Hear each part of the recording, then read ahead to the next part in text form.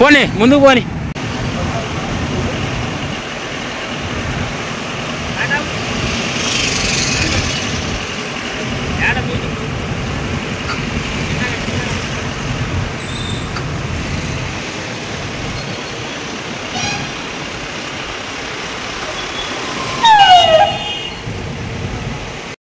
ప్రతి ఒక్కరూ కూడా హెల్మెట్ అనేది వాడాలి. మనము రీప్లేస్ చేసే వాటన్నిటికీ సేఫ్టీ తీసుకుంటాం. ఫోన్ ఉంది, మహా అంటే ఒక 20,000 30,000 దీనికి సేఫ్ గార్డ్ వేసుకుంటాం. మీ దగ్గర ఫోన్ ఉంది, అందరూ తీయండి, ఒకసారి బయట తీయండి. చూడండి, ప్రొటెక్టర్ అందరూ కూడా దాని సెల్ ఫోన్కి హెల్మెట్ వేసుకున్నారు కదా, కానీ మీ తలకి ఎవరు హెల్మెట్ వేసుకోరు. మీ దగ్గర మీ ఇంటి దగ్గర మీరు రీప్లేస్ చేస్తారా?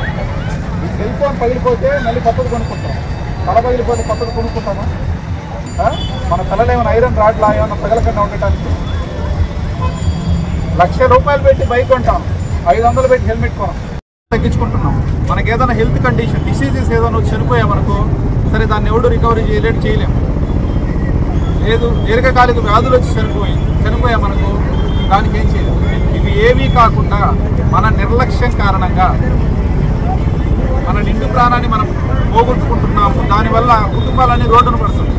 ఒక ఫ్యామిలీలో ఒక వ్యక్తి ఎవరైతే యజమాని ఉంటాడో ఆ వ్యక్తి యాక్సిడెంట్ వల్ల చనిపోయాడు అని అంటే భార్య పిల్లలు వాళ్ళని ఎవరు చూసుకోగలరు? మనం ఉంటే ఏం చూసుకోగలము? ఆ విధంగా ఎవరైనా నిర్వహించడం జరిగింది. మీరందరూ కూడా హెల్మెట్ పెట్టుకుంటారని ఆశిస్తూ ఉన్నాను. అలా ఎవరైతే పెట్టుకోరో వాళ్ళందరికీ కూడా సుప్రీంకోర్టు గైడ్లైన్స్ ఇచ్చింది కదా కొత్తగా, అందరికీ కూడా ఫైన్లు వేస్తాం. 500 కోసం చూస్తారా, లేకపోతే ఫైన్లు వేయించుకుంటారా, తర్వాత కేసులు కట్టించుకొని జైలుకి వెళ్తారనేది మీ మీద ఆధారపడి ఉంటుంది. మేమైతే ఎన్ఫోర్స్మెంట్ చేస్తూనే ఉంటాం. కాబట్టి దయచేసి ప్రతి ఒక్కరి కూడా చేతులకు జోడించి అడుగుతున్నాను. మీ అందరూ మీ సేఫ్టీ కోసం, మీ ఫ్యామిలీ మెంబర్స్ కోసం, మా కోసం కాదు, మీ ఫ్యామిలీ మెంబర్స్ మీద ప్రేమ ఎవరికైతే ఉంటుందో వాళ్ళందరూ కూడా హెల్మెట్ ధరించండి. మాకు అవసరం లేదు, మా ఫ్యామిలీ మీద ప్రేమే లేదు, కాపాడుకోగలుగుతాం.